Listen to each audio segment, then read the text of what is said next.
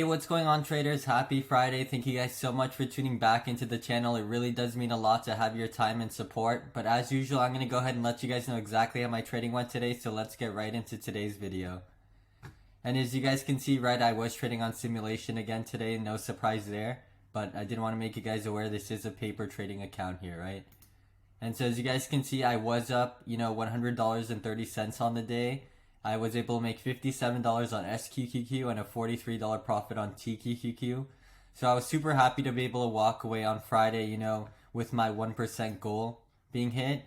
And so as you guys can see, I started trading at 6:34 in the morning and I stopped right at 7:06. So I was trading for about half an hour today. And so, the fact that I was able to walk away hitting my daily goal so quick is the reason why I decided to stop trading the remainder of the day. But let me go ahead and walk you guys exactly how I was able to, profit and what I saw going on in the market. And so, heading into market open, the Nasdaq itself was trading, not too clear in terms of where the direction was going to be headed. It was obviously selling off during pre-market hours, started to recover all the way back up to the middle VWAP, and what ended up happening? Well, as we can see right at market open, right, this thing absolutely just started to rip it and shoot up, right? So it broke above the middle VWAP and started from there to just uptrend. And so ultimately I held off until 6:34 to take my first position. And the reason for that is I was just watching this thing shoot up, but I didn't want to, be too impulsive. And so once I saw it starting to struggle here and get rejected, I got into SQQQ, right? Started to make money on the sell-off here. But this thing changed direction so fast that I gave back pretty much everything, right? And so rather than, continue to hope this thing starts to sell off in order to get into SQQQ, right? I was patient enough for this thing to push up, right? Start to validate the EMA as a support. So it didn't want to just break below the EMA and fall the way it did here, right? Now that it finally broke above it, we were finally starting to use the EMA as a support, and so I got into a TQQQ position here. And right around here where it started to break out, I was averaging up. I would cut majority shares where it made sense to me, right? And then as it started to rip, I just sold out majority or the remainder of the shares that I did have open on TQQQ. And so what did I end up doing? Well, I was patient and I actually started to wait for a potential SQQQ play. So that's exactly what ended up happening.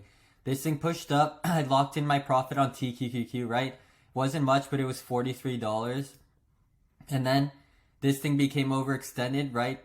Finished peaking out and started to get rejected. As it broke below the EMA, I got into SQQQ, started to, really step on the gas as it started to fall. And I would get faked out on a few of these bounces here, right?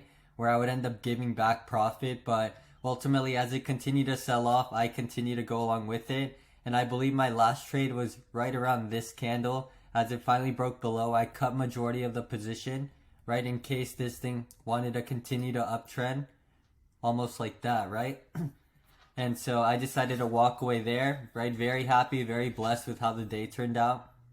But this thing obviously continued to sell off all throughout the day, right?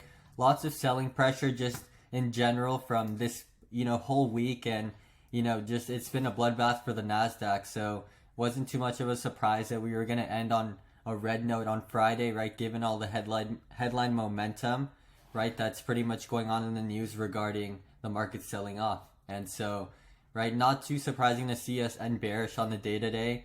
In terms of why I actually wanted to take a SQQQ play up here, well, I looked on the bigger time frames, right? And what I noticed was the Nasdaq, right, was selling off aggressively, right? And then we did see this sell-off. And then, as you guys saw during market open, we did start to recover. But ultimately, I saw that once this thing hit the top VWAP here, there was a chance it can get rejected and eventually find a support down here, right? So that's ultimately what I saw going on, and the reason why I saw value in getting into SQQQ up here, right? Because worst case, if this thing continued to run on the day and it really wanted to recover here, then I could have just cut my losses on SQQQ, gotten into TQQQ, right? Kept it simple and just gone with direction. But as I saw it really confirm the rejection and start to sell off aggressively, that's why I decided to get back into SQQQ, right? And I was able to make $57 on it. So I am very happy for that.